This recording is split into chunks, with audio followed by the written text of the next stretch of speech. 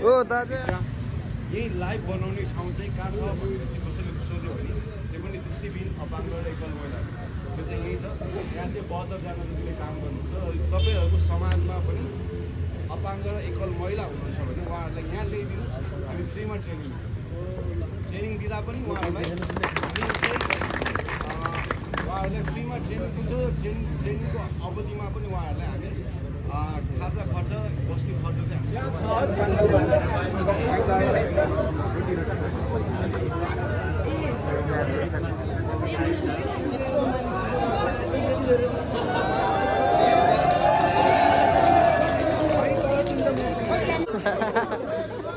खोइ उफ्रेको यो हाम्रो ग्रुप नै हल्ला आराम त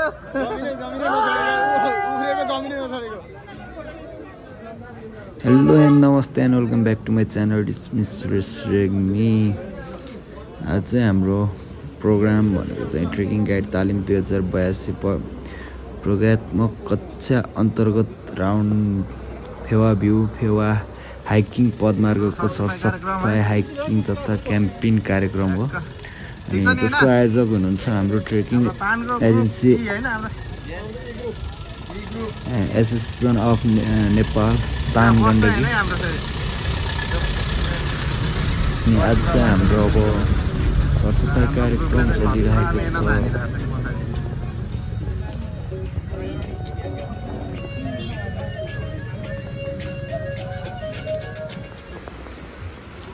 दाइ हाम्रो यो फेवा हाइकिङ ट्रेलको सरसफाइको बारे 2-4 शब्द भनिदिनु न त।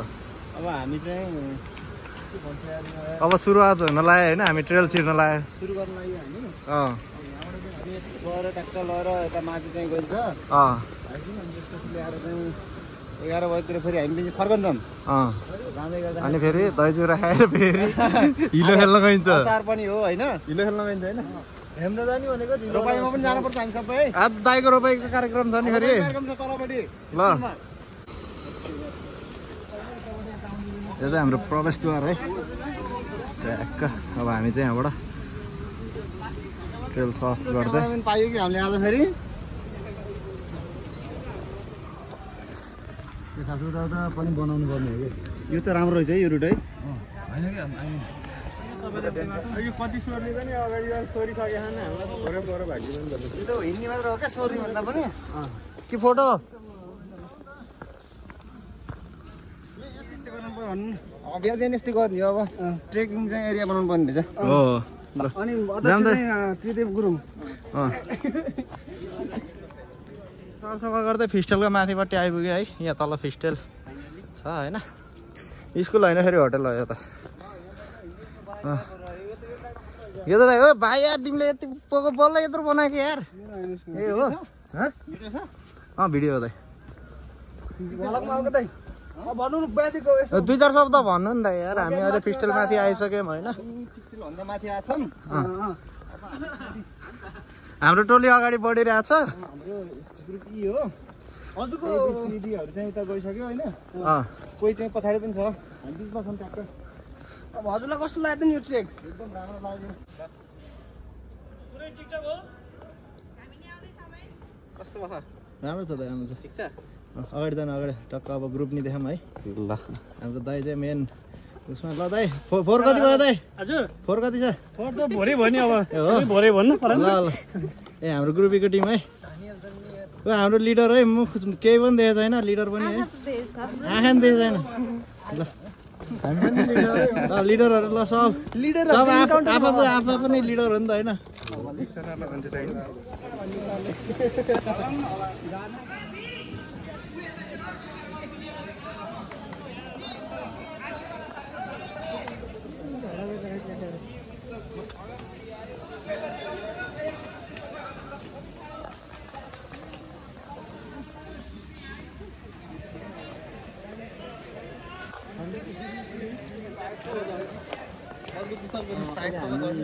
म्याकुलामा आइपुगेका छौँ। सरसफाइ अभियान सुरु भइरहेको छ। यो ट्रेलको है यहाँ चाहिँ हाम्रो एन्डिङ चाहिँ यहीँ हुने हो।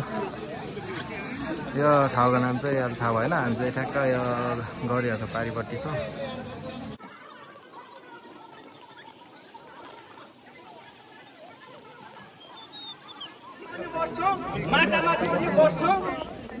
बस्न तयार हुनुपर्छ। कृपया बस्दिनुहोस्। तपाईँहरू 5 स्टारमा पनि बस्नुहुन्छ मलाई थाहा छ। प्लिज बस्दिनुहोस् त। आसन ग्रहण गरिदिनु न। विनम्र अनुरोध गर्दा हाम्रो अब यहाँ हाम्रो आज थोरै छोटो मिठो केही टाइमले यहाँ एउटा सानो कार्यक्रम आयोजना गरेको छ। त्यसपछि हाम्रो निरन्तर हाम्रो क्लास अगाडि बढ्नेछ। केही समय भइदिनु हुनका लागि अनुरोध गर्दछु। हस्, धन्यवाद।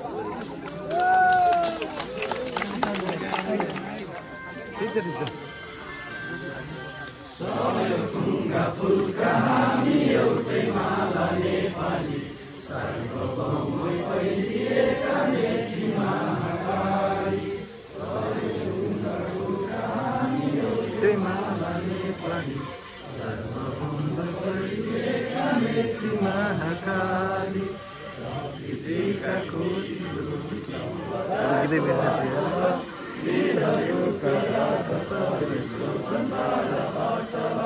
ज्ञान भूमि शान्ति भूमि तराई पहाडीमा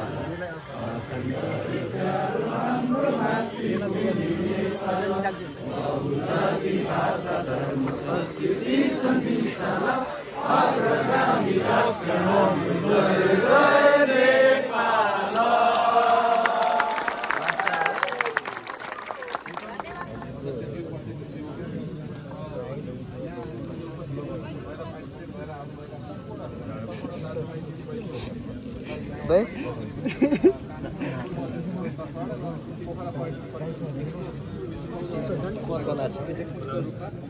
के छ बसहरू?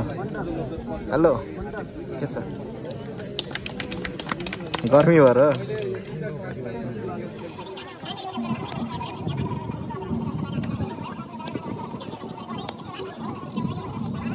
अहिले चाहिँ कार्यक्रम गर्दै हुनुहुन्छ। एउटा पनि यो पनि ट्रेकिङकै सन्दर्भमा केही तपाईँहरूले यहाँ क्याम्पिङ गर्ने होइन, टेन्टमा बस्नेदेखि लगायत केही कुराहरू होला।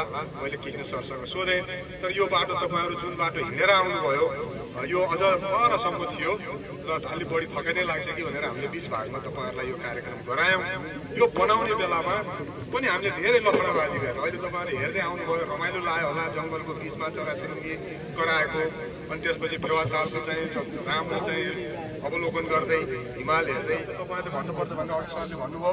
अब सरसफाइका कुरादेखि लिएर धेरै कुरा, सबैभन्दा ठुलो कुरो त हामी नेपालीहरू आफैमा इमान्दार छौँ भन्ने कुरो विश्व सामु चिनिएको छ। र त्यो विश्व सामु चिनिएको कुरालाई यहाँहरूले गाइडलाइन गर्दा अथवा गाइड भएर ट्रेकिङ गरेर हिँड्दा पनि तपाईँहरूले त्यो विश्वसनीयता गुमाउने काम नगरिदिनु होला। सबैभन्दा ठुलो कुरो भनेको स्वाभिमान, इज्जत, सम्मान भनेको त्यही हो। किनभने स्वाभिमान गुम्यो भने, नैतिकता गुम्यो भने, इमान्दारिता गुम्यो भने त्यो प्राप्त हुँदैन। त्यसले सबैभन्दा तल झार्छ मान्छेलाई। हामीले जोगाउनु पर्ने त्यही हो। हामी सुधार अरूबाट होइन, आफैबाट गर्ने हो। म सुध्रदै नसुध्रिने त सुध्रि।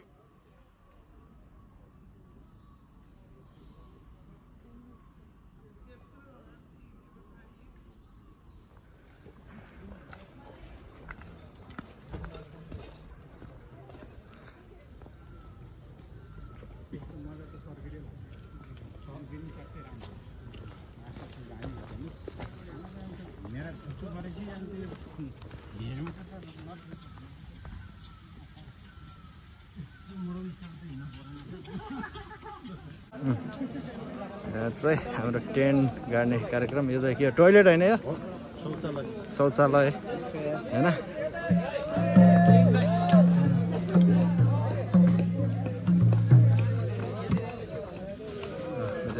टेन्ट गाड्ने प्रोग्राम भइरहेछ।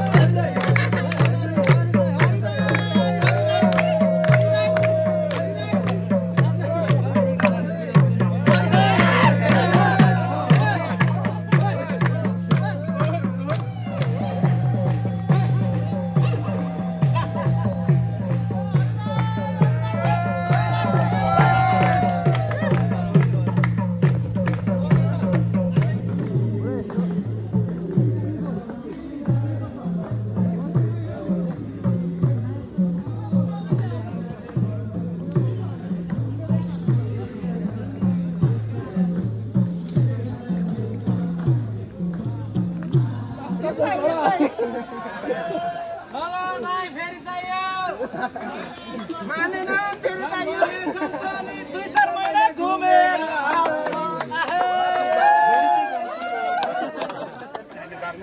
सक्छौ यो पालो छैन कहाँ लाने पाल टाङ्नुभन्दा पहिला तपाईँले यो स्थितिलाई बुझ्नुपर्ने जरुरत देखिन्छ है जङ्गलमा क्याम्प छ भने त्यहाँको रुखहरू सडे गरेको छ कि छैन हावाहुरी लाग्दैन डेन्जर छ कि छैन त्यो कुरा पहिला बुझ्नुपर्ने हुन्छ किनभने रुख त सडेको हुन्छ बुढा भएको हुन्छ खुट्टाहरू हुन्छ नि त होइन पाल टाँगेपछि माथिबाट हावाहुरीले त्यो रुख चाहिँ बाँचेर झऱ्यो भने त एक्सिडेन्ट त पक्कै पनि हुन्छ होला अनि त्यतिखेर हामी बाँच्ने स्थिति आउँदैन अब चौर राम्रो छ भन्दैमा हामी यस्तो माउन्टेनको स्रोतमा बटरमा राम्रो चौरसम्म बस्नु मिल्दैन राति माथिबाट ढुङ्गा लगेर आउनु सक्छ माथिबाट जानुपर्ने केही ढुङ्गाहरू खसाएको हुनसक्छ अथवा माथिबाट राति हिम पहिरोहरू आउनु सक्छ त्यो भएर चाहिँ हामी बाँच्नु सम्भव हुँदैन त्यहाँ पनि एक्सिडेन्टको कुराहरू आउँछ अब ग्लेसियरमा त कुरै नगरौँ त्यो ग्लेसियर चाहिँ कतिखेर फुट्छ भनेर तपाईँले अनुभव लाने जस्तो मैले 1-2वटा क्लासमा भनिसकेको छु यो कुराहरू म आफै पनि त्यो केसमा परेको छु राति ग्लेसियरमा टेन्ट टाँगेर सुत्यो भोलि बिहान उठ्दाखेरि म 2 हात तल पाला किरबाजभित्र फिडब्याकहरू भन्न चाहन्छु पहिलो कुरा चाहिँ हामीले सेफ्टीको कुरा गरिरहेको छु मैले क्याम्पस सिलेक्ट गर्यो तर त्यो सेफ्टी छ कि छैन भन्ने कुरा गरिरहेको छ अनि दोस्रो कुरा चाहिँ हामीले टेम टाङ्दाखेरि पाल कुन कन्डिसनमा हुनुपर्छ त्यो पालहरू चाहिँ पहिला बुझ्नुपर्छ र पालहरू कति प्रकारको हुन्छ भनेर थाहा हुनुपर्छ र कतिजना मेम्बरलाई कतिवटा पाल चाहिन्छ भने त्यो पनि थाहा हुनुपर्छ तपाईँलाई यदि तपाईँलाई त्यो चेनको साइज थाहा भएन भने तपाईँलाई समस्या आउँछ भोलि बाटोमा तपाईँलाई अप्ठ्यारो पर्न सक्छ है त्यही भएर हामी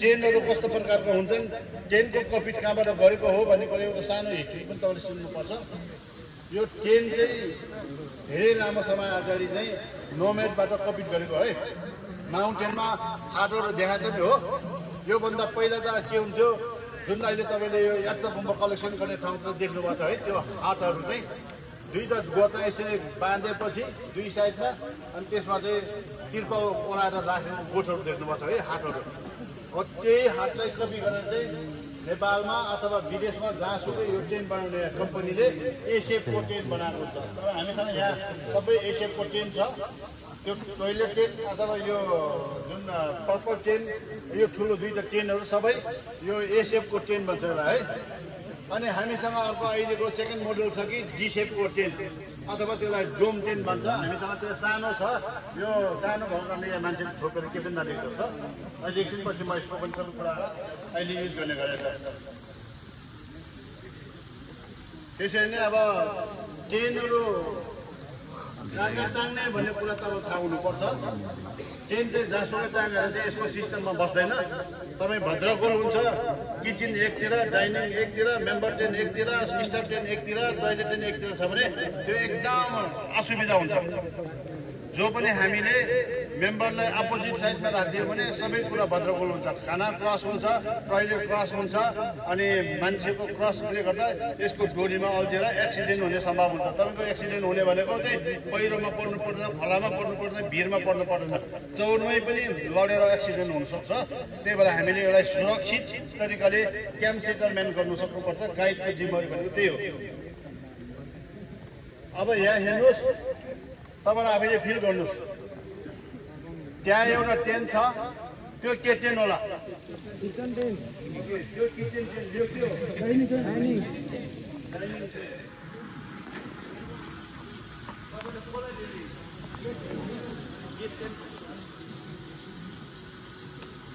अनि यो परपट्टि के हो ओके डम्पिङ गर्ने ठाउँ है त्यसलाई हामीले एउटा नेपालको जति पनि स्वतन्त्र सबै कुरा चाहिँ जोडेर माथि बस्नु